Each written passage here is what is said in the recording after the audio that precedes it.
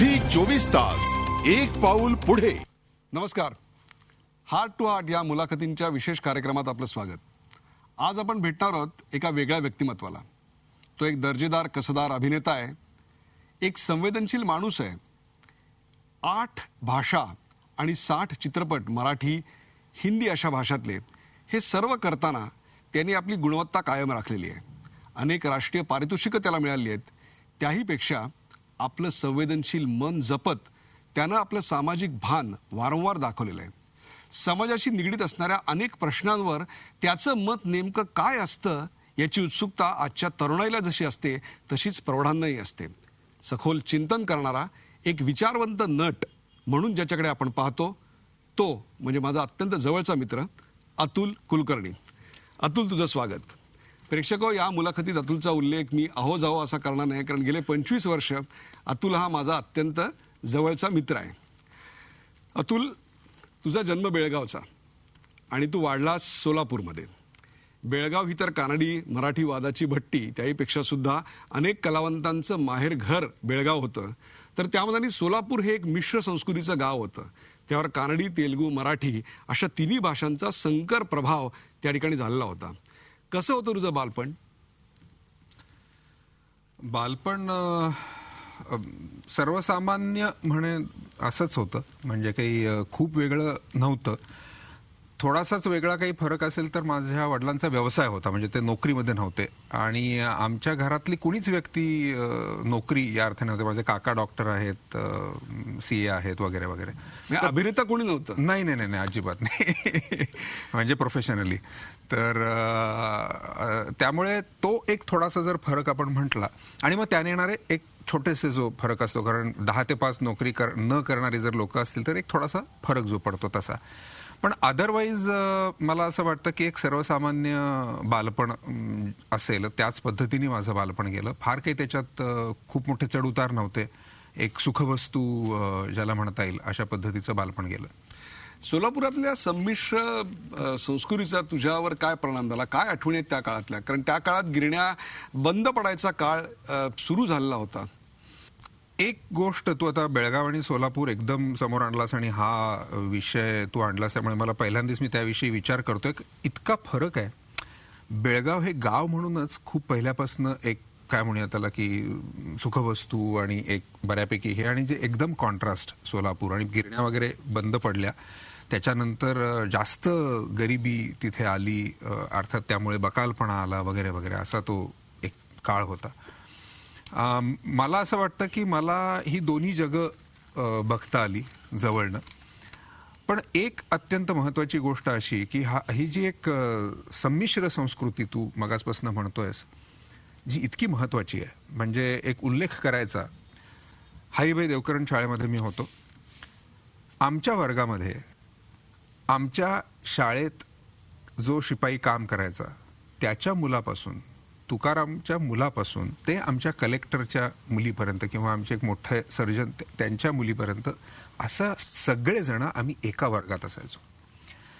तोच भाग अर्थातच शहरामध्ये तुमच्या मित्रमंडळींमध्ये असायचा की कोणी तेलुगू आहे, कोणी कानडी आहे वगैरे वगैरे. आमचं सुधीर देशमुख, त्याच्या आम्ही घरी गेलो तर ते कम्प्लीट कानडी सगळं वातावरण. मला आज ह्याचा विचार करताना ही खूप महत्वाची गोष्ट वाटते की आम्ही मधल्या सुट्टीत डबा खात बसलोय सगळेजण, तर अॅल्युमिनियमचा चेपलेल्या डब्यातल्या शिळी भाकरी आणि कधीतरी केलेलं पिठलं इथपासून ते डबल डेकरचा स्टीलचा डबा, त्याच्यातली साजूक तूप घातलेली चपाती, हे सगळं आम्ही एकत्र एका वर्गात आम्ही वाढलो. म्हणजे एक प्रकारचा वर्ग विग्रह याचा संस्कार कुठेही तरी सुद्धा झाला नाही. आणि आजच्या बॅकग्राऊंडवरती जेव्हा मी आज शाळांमध्ये बघतो की एकाच क्लासमधली म्हणजे मुलांची भानगड अशी होते की ते बापाला सांगतात की मारुतीमधनं मला सोडायला येऊ नको प्लीज, तू आपली मर्सिडीज बाहेर काढ. हे जे आहे हे मला वाटतं फार मोठं नुकसान होत आहे का असं मला आज पटकन एकदम वाटतं. पण अतुल, तुझी शैक्षणिक कारकीर्द मला माहिती आहे काही दैदिप्यमान वगैरे नव्हती. तो काळ मला आठवतोय की जेव्हा तू चक्क नापास होतच 12वी झालास आणि एक प्रकारे आयुष्यात पुढं काय असा तुझ्या आई वडिलांसमोर सगळ्यांसमोरच प्रश्न होता, आमच्या मित्रांसमोरही प्रश्न होता की आता तुझं पुढं काय होणार. आणि तू बेळगावला इंजिनिअरिंगला गेलास, काय झालं तिकडे? मी ऍक्च्युली बेळगावला 12वीला गेलो, 11वी 12वी, आणि तिकडनं पुण्याला इंजिनिअरिंगला आलो. सांगू का, मला वाटत नाही की मुळात त्या पद्धतीचा सायन्सला ज्या पद्धतीचं टेम्परामेंट लागतं ते टेम्परामेंट माझं होतं असं मला वाटत नाही. त्यामुळे आजकाल ते काही वेळेला फार ग्लोरिफाय केलं जातं की म्हणजे अभिनयाची आवड होती म्हणून इंजिनिअरिंग सोडलं. असं अजिबात नाही. मला इंजिनिअरिंग जमत नव्हतं म्हणून मी स्वच्छ कबुली. अगदी अगदी अगदी अगदी काही मला ते माझं टेम्परामेंट नव्हतं. मला गणित जमायचं नाही. मी गणित बसून पाठ करायचो आणि त्यापैकी काही आली तर मी गणितात कसाबसा पास झालेलो आहे 12वीला सुद्धा. परंतु मला असं वाटतं की एक चांगली गोष्ट निश्चित झाली. सायन्सचा अभ्यास तुम्हाला एक लॉजिकल थॉट, शास्त्रीय दृष्टिकोन नक्की देतो. ते आता मी कितीही वाईट असलो सायन्स आणि गणितामध्ये तरी सुद्धा तेवढी वर्ष काढली तिथे 5-1 वर्ष, म्हणजे नापास झालो तरी सुद्धा 12वीची 11वी-12वीची आणि इंजिनिअरिंगची 2-3 वर्ष असं मिळून त्याचा मला निश्चित फायदा झाला असं मला वाटतं. एक सांगण्यासारखी गोष्ट पुण्यात मी इंजिनिअरिंगला असतानाची की इंजिनिअरिंग ड्रॉइंग म्हणून आम्हाला सब्जेक्ट होता. आमच्या त्या सगळ्या 7-8-10 सब्जेक्ट्समध्ये मी सगळ्या विषयात नापास झालो, पण जो सगळ्यांना अवघड वाटायचा विषय इंजिनिअरिंग ड्रॉइंग त्याच्यात मी पहिल्या फटक्याला पास झालो होतो. वा. आणि त्याच्यामध्ये कम्प्लीट इमॅजिनेशन होतं. इंजिनिअरिंग ड्रॉइंग कल्पना ज्यांनी अभ्यास केला असेल त्याचा की त्याच्यात एक इमॅजिनेशन तुम्हाला लागतं इंजिनिअरिंग ड्रॉइंग करताना. तर त्याच्यात मी पास झालो होतो. इतकंच नव्हे तर जी इतर मुलं मुली होती त्यांना मी ड्रॉइंग बऱ्याच वेळेला मदत करायचो शिकायला किंवा पण मग त्यांनी इतर विषयात तुला पास व्हायला मदत नाही केली? ते लाख मदत केली त्यांनी. ते मला जमलं पाहिजे ना, तर कसं आहे होणार. पण ते माझं टेम्परामेंटच नव्हतं. त्यामुळे म्हणून ते तू सोडून आर्ट्सला कला शाखेत गेलास. तोपर्यंत तुझा आणि नाटकाचा तसा संबंध आल्याचं मला तरी आठवत नाही. म्हणजे तोंडाला रंग तोपर्यंत लागलेला नव्हता. आज मला तुला एक प्रश्न विचारायचा आहे की बेळगावात मी बराच काळ काढला, आपला हाऊसफुल पिक्चर लागेल?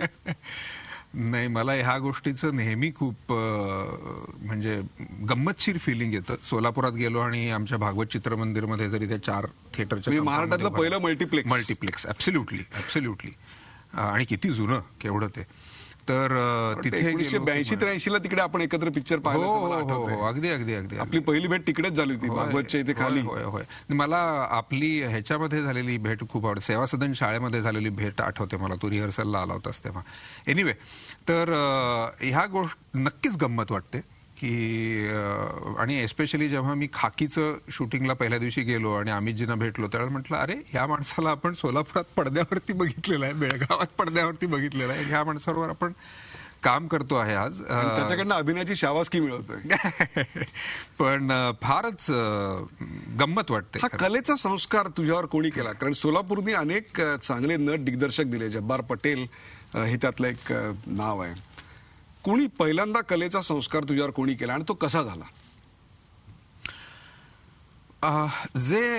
आता तू उल्लेख केलास की शाळेत मी नाटकात वगैरे काही नव्हतो, पण एक मला नक्की सांगावं असं वाटतं जे मला आठवतं की त्यावेळेला आमच्या शाळेमध्ये 3 अंकी नाटक बसवायचे. त्यावेळेला 11वी पर्यंत शाळा होती, तर 10वी-11वीच्या मुलांचं नाटक बसवलं जायचं.